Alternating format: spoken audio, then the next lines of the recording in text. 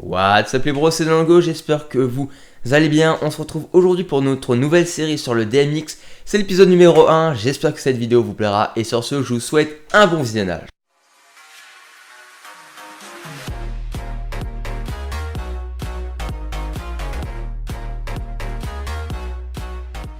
Aujourd'hui dans cet épisode numéro 1, nous allons voir qu'est-ce que le DMX, le terme technique, quel câble utiliser pour utiliser ces différents appareils en DMX, comment les relier tous ensemble et les adresser, et enfin comment les contrôler grâce à son pupitre DMX. Aujourd'hui on ne voit pas en profondeur le pupitre DMX, ce sera pour l'épisode numéro 2, mais imaginons que vous commandez des projecteurs, une lyric, je ne sais quoi d'autre avec un pupitre DMX. Grâce à cette vidéo vous saurez comment les relier, les adresser et les utiliser. J'espère que cette vidéo vous plaira, n'hésitez pas à me donner vos retours dans les commentaires de cette vidéo. J'espère quand même que cette vidéo vous plaira et sur ce je vous souhaite un bon visionnage. Donc déjà, qu'est-ce que le DMX? On entend parler partout, mais qu'est-ce que ça veut dire?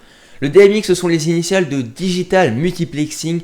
C'est une norme de transmission. Ça permet de transmettre les données du pupitre au projecteur que vous avez. On parle souvent de DMX 512, comme mon interface ici. Vous voyez que c'est marqué DMX 512.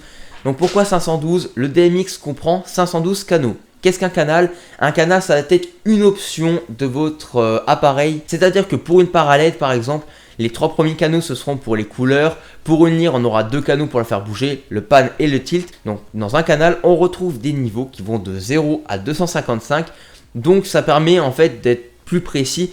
Dans un canal, on peut avoir différents niveaux. Comme par exemple le strobe, plus on monte ou en valeur, donc plus on est proche du 255, plus le strobe va flasher, si on peut parler comme ça, va flasher vite. Et plus le niveau sera bas, plus le strobe sera ralenti, on va dire, il flashera moins vite. J'espère quand même que vous m'aurez compris. Si ça n'a pas été clair, je vous mets le lien de Sonovant parce que c'est leur définition en fait que j'ai tenté d'expliquer dans cette vidéo. Je vous remets le lien de cette source en description. Après vous avoir expliqué qu'est-ce qu'était le DMX, nous allons voir comment relier différents projecteurs entre eux. Ici nous retrouverons 2 parallèles ainsi qu'une lyre à gauche que vous verrez juste après. Alors déjà le câble DMX se divise en 2 parties. Nous avons le câble DMX 3 broches comme ici et le câble DMX 5 broches que je n'ai pas. Alors j'ai du câble DMX 3 broches puisque mes parallèles, ma lyre, mon pupitre DMX ainsi que mon interface DMX sont en 3 broches comme vous pouvez le voir. Il existe des câbles DMX 5 broches. Le 5 broches c'est surtout pour les machines professionnelles et assez haut de gamme puisque le DMX 5 broches sont utilisés par les professionnels pour avoir un signal DMX beaucoup plus propre. Pour le grand public c'est surtout du 3 broches que vous retrouverez. Aussi pour le câble DMX il y en a qui utilisent du câble XLR et d'autres qui utilisent du câble DMX. Personnellement, j'utilise les deux. Donc ici, nous retrouvons un câble DMX. C'est la même chose que du XLR. Et les 2 petits câbles ici et celui-là, c'est du XLR. Mais vous verrez qu'en contrôlant les 2 parallèles ainsi que la lyre, ça fonctionnera très bien. Peut-être que certains me contrediront, mais bon. Alors du coup, le XLR mâle, donc avec des dents, avec des pics, c'est pour les sorties en DMX. Et le XLR femelle, qui n'a pas de dents, qui a des prises, ce sont pour les entrées. Donc ici, on retrouve notre première parallèle. Comme je l'ai dit, la sortie, ce sont des dents. Du coup, ces dents iront sur le pupitre DMX.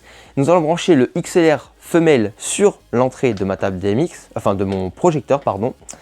In, c'est entrée en anglais.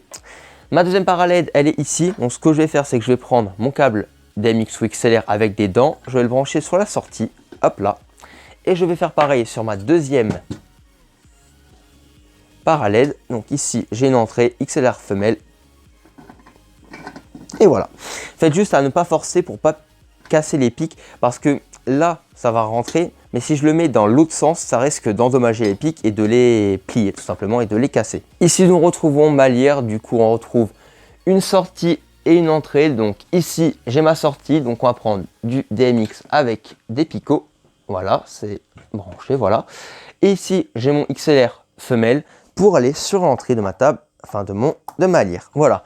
Tous les appareils sont branchés entre eux. Donc voilà, tous les appareils sont branchés entre eux. Il n'y a plus qu'à relier ça au pupitre DMX. Donc mon pupitre DMX ici, c'est le Eira Ozo 240B MK2. Comme je disais, la sortie, ce sont avec des dents. Les dents sont ici, donc je vais le brancher sur la sortie de mon pupitre DMX.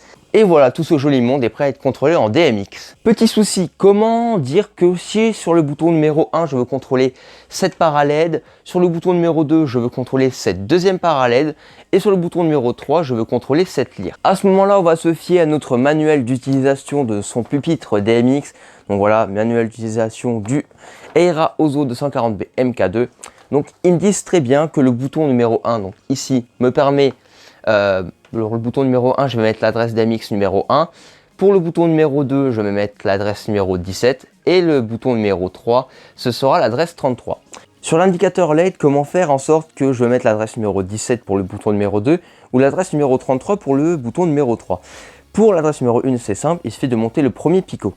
Quand il s'agit de mettre l'adresse numéro 17 pour le bouton numéro 2 ou de mettre l'adresse numéro 33 pour le bouton numéro 3, sur un indicateur analogique, c'est toujours plus compliqué. Donc pour ça, une application qui existe sur Android et iOS, que j'avais sur iOS et que j'ai sur Android, qui se nomme ADL DMX Calculatrice.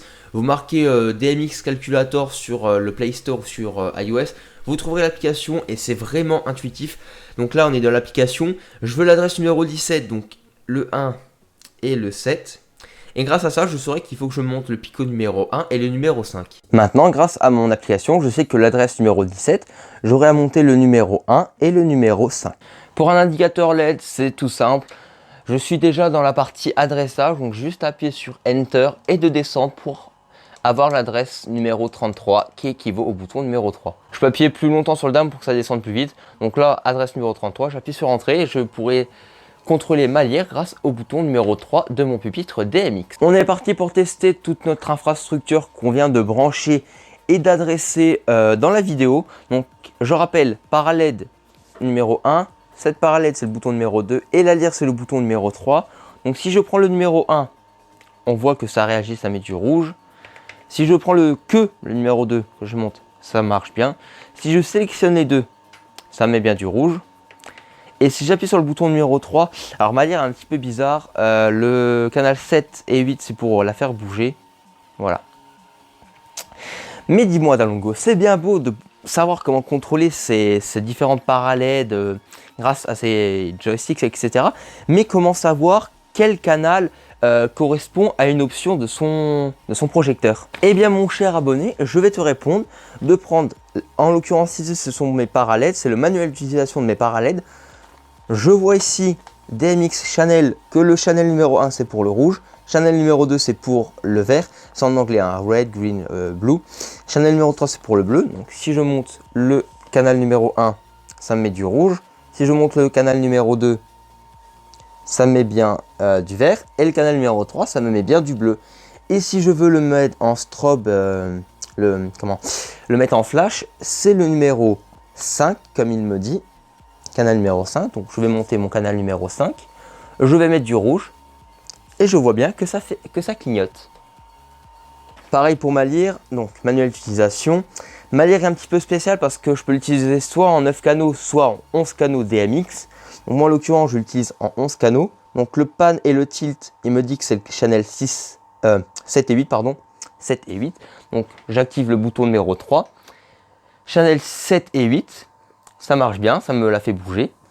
Et si je veux mettre de la couleur, donc en l'occurrence, si je veux mettre du blanc, il me dit que c'est le canal numéro 6. Donc je vais monter le canal numéro 6. Ça me met bien du blanc. Si je la fais tourner, hop, non, j'ai un petit peu mal de la faire tourner. Hein. Voilà, vous voyez que c'est blanc. Et si je veux du rouge, il me dit que c'est le canal numéro 3. Donc je baisse le canal numéro 6, canal numéro 3, ça me met bien du rouge. Voilà les potes, c'était déjà la fin de cette vidéo, j'espère vraiment qu'elle vous aura plu, que le multicam et la qualité vous aura plu, parce que je trouve vraiment, personnellement, que la qualité de la vidéo est vraiment classe, après c'est mon avis. N'hésitez pas à donner votre avis dans la case commentaire de cette vidéo, alors j'ai la voix un petit peu cassée, veuillez m'en excuser. En tout cas, j'espère vraiment que l'épisode numéro 1 de la série, le DMX, vous aura plu, n'hésitez pas à le like, le commenter et le partager. N'hésitez pas à me suggérer ce que vous voulez voir dans l'épisode numéro 2. L'épisode numéro 2, nous verrons plus en détail le pupitre DMX, comment jouer avec le joystick, comment faire des scènes, utiliser le chase. Honnêtement, je sais même pas à quoi ça sert le chase, je me renseignerai avant. L'épisode numéro 3 qui sera dédié à l'interface DMX n'arrivera pas tout de suite parce qu'il faut que je fasse une vidéo hors sujet. J'en reparlerai plus tard. En tout cas, j'espère quand même que cette vidéo vous aura plu. C'était Dalongo, gars de la forme. Ciao tout le monde.